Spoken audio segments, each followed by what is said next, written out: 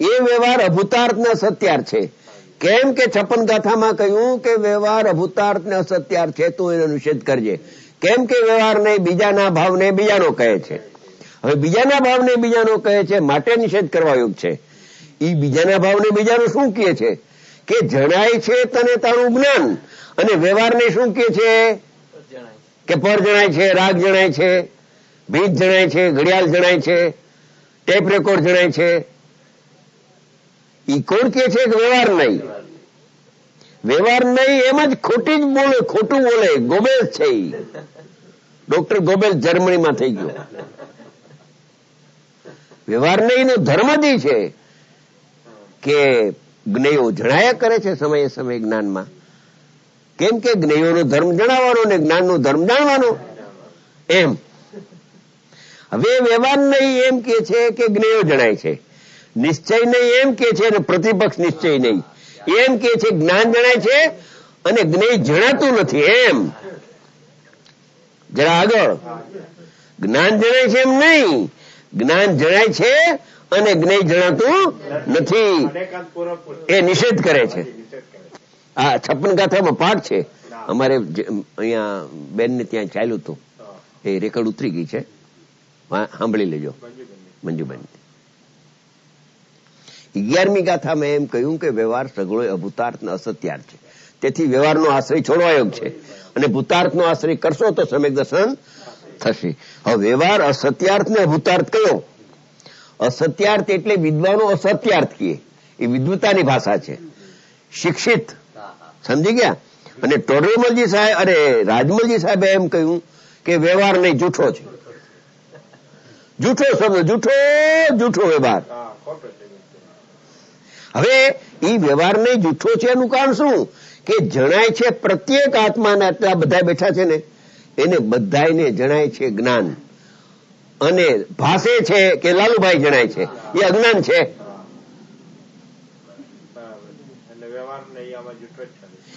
એ તમારે એમ વિચારવું પડે અત્યારે કે મને મારું જ્ઞાન જણાય છે, લાલુભાઈ જણાતા જ નથી.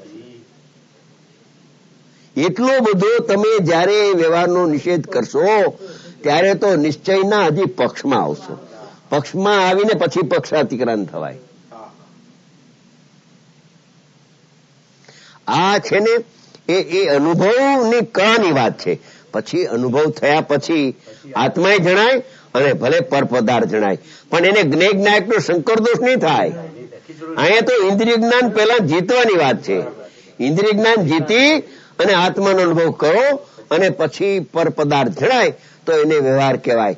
વ્યવહાર કહેવાય કેમ કે નિશ્ચયથી પોતાના જ્ઞાનમાં પોતાનો આત્મા જણાઈ રહ્યો છે. એ જાણતા જાણતા જણાય છે, જાણતા જાણતા જણાય છે તો નિશ્ચયપૂર્વક વ્યવહાર. પણ પોતાના આત્માને જાણવાનું છોડી અને પર જણાય છે એ તો ભ્રમ થઈ ગયો, અજ્ઞાન થઈ ગયું. એકાંત પર પ્રકાશ અજ્ઞાન કહેવાય ને.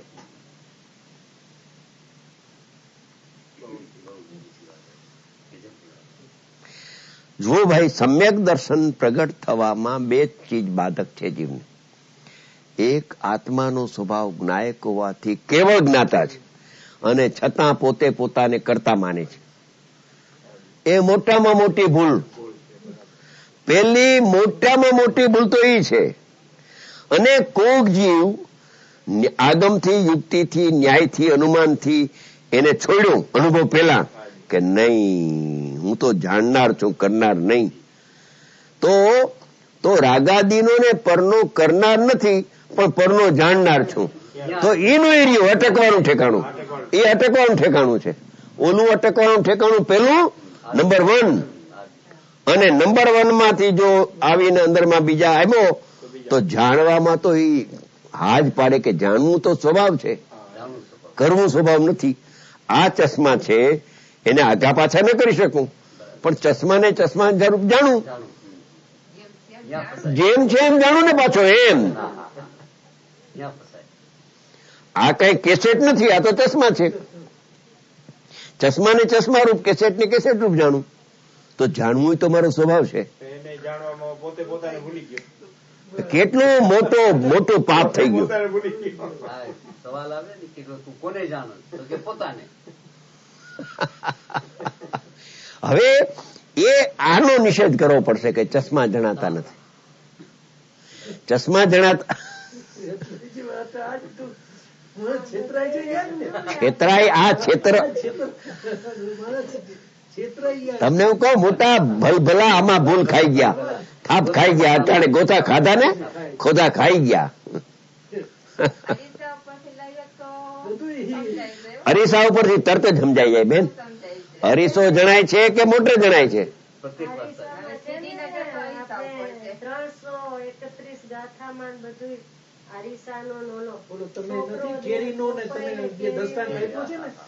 દ્રષ્ટાંત આપું છું. આ કે લઈ લે કેરી. ભ્રાંતિ થઈ ગઈ છે. હા, મમ્મી તારે મને કેરી આપવી નથી ને એટલે તું ના પાડ. હું આંખે જોઉં છું કે આમાં કેરી દેખાય છે, તું તારે આપવી નથી એટલે તું ના પાડે છે. તો હવે બાળક તો અઠે ચડી ગયો કે ભાઈ જો તારે કેરી જોઈતી હોય તો લઈ લે. તો જ્યાં તને દેખાય છે ને ત્યાંથી લઈ લે કેરી. કેરી તો અહીંયા હતી નહીં. એ અરીસાને આમ હાથ માર્યો તો હાથમાં લાગ્યું. મમ્મી મમ્મી કે મને લાગ્યું આમાં. કે ક્યાં કેમ લાગ્યું?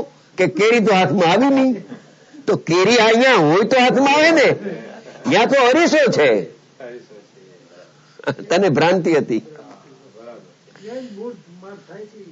એમ અરીસાની સામે આગ લાગી હતી, સામે અગ્નિ જ્વાળા, સગડી બળતી હોય ને જ્વાળા દેખાય.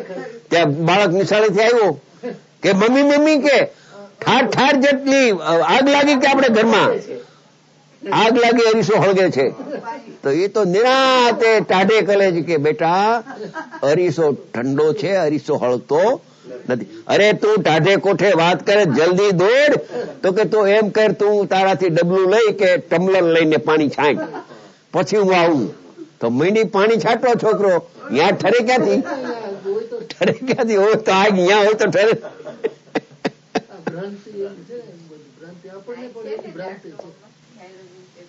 આ છે ને, આ દાખલાઓ આપીએ એટલે ખ્યાલ આવે. ભ્રાંતિનું સંસાર છે. સંસાર દેહ તમારો નથી, તમે મારો માનો એ ભ્રાંતિ છે. દેહ ક્યાં તમારો છે?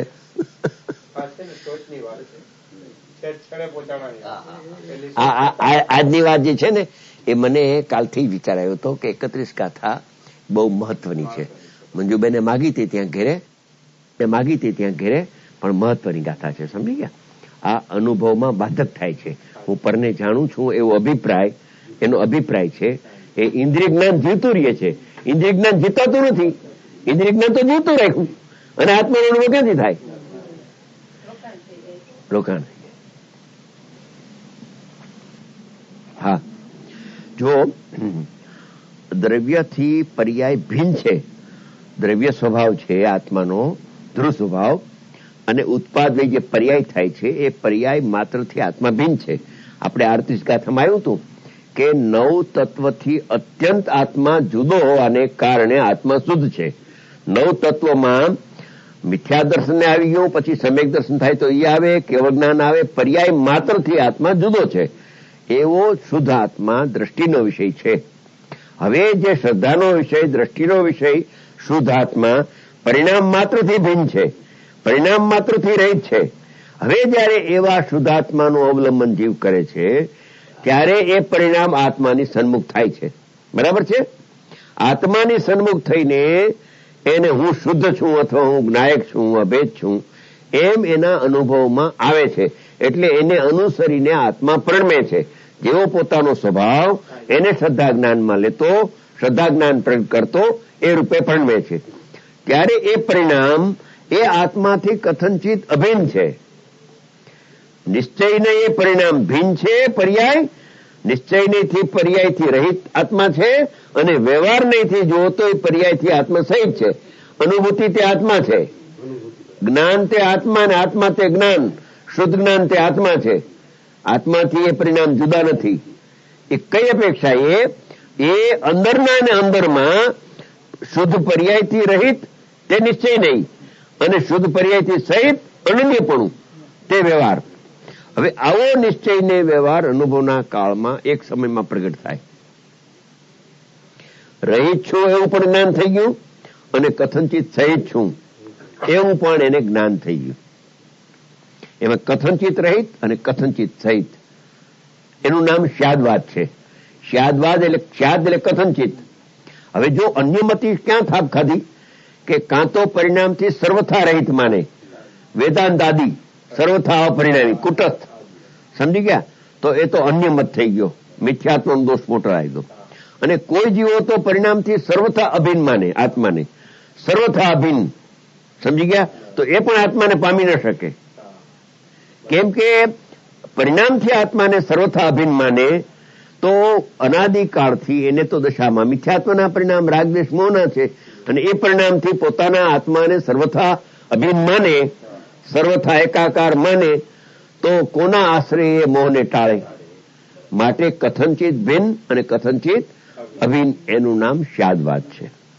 કથનચિત એટલે કોઈ એક અપેક્ષાએ, કોઈ એક અપેક્ષાએ એને નિશ્ચય નહીં, એની અપેક્ષાએ પરિણામથી રહિત આત્મા છે. વ્યવહારનીથી જો તો પરિણામથી આત્મા સહિત છે. સહિત છે એટલે અનન્ય છે. આપણે આવ્યું તો આમાં અદ્વિતીય ચક્ષુમાં અનન્ય છે, એ પર્યાર્થિક નહીં છે, જાણવા માટે છે. એને શ્રદ્ધાનો વિષય ન બનાવો, એ જ્ઞાનનો વિષય જાણવા માટે બસ છે, બસ શ્રદ્ધાનો વિષય નહીં. સમજાણું? હવે 172 ગાથા.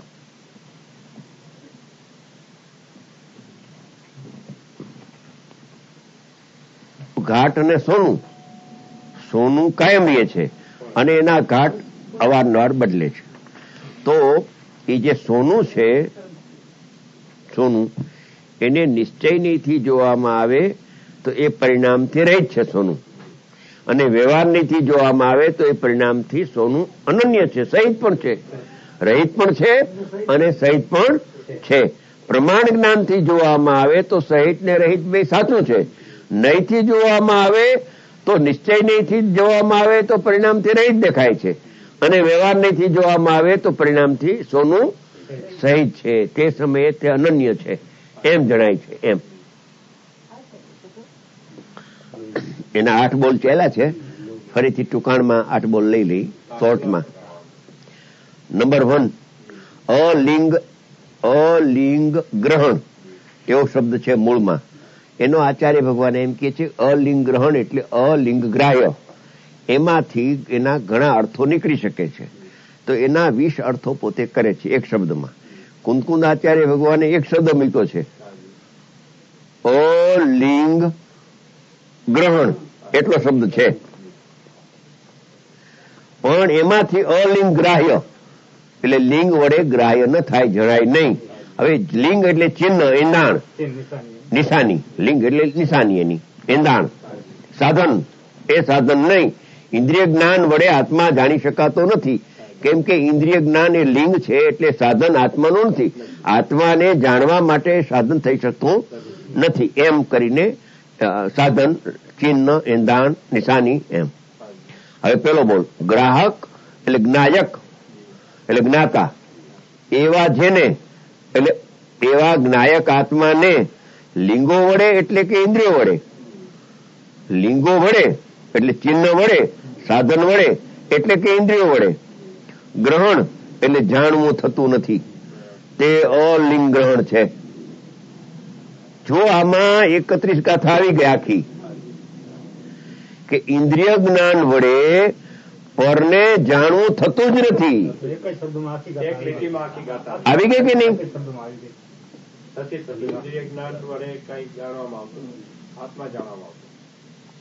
નહીં, આત્મા જાણવામાં આવતો નથી. નહીં, શાસ્ત્ર જાણવામાં આવતું નથી. અહીંયા જે પેલો બોલ છે એ ઇન્દ્રિય જ્ઞાન વડે આત્મા પરને જાણતો નથી. બીજા બોલમાં આવશે કે ઇન્દ્રિય જ્ઞાન વડે આત્મા જણાતો નથી. એ બીજા બોલમાં આવશે. હા, પર જણાતો નથી. ગ્રાહ્યક એટલે જ્ઞાયક એવા જેને એટલે આત્માને લિંગો વડે એટલે કે ઇન્દ્રિયો વડે, ખંડ જ્ઞાન વડે, 5 ઇન્દ્રિયને 6 મન વડે ગ્રહણ એટલે જાણવું થતું નથી. તે અલિંગ ગ્રહણ છે. આ રીતે આત્મા અતિન્દ્રિય જ્ઞાનમય છે એવા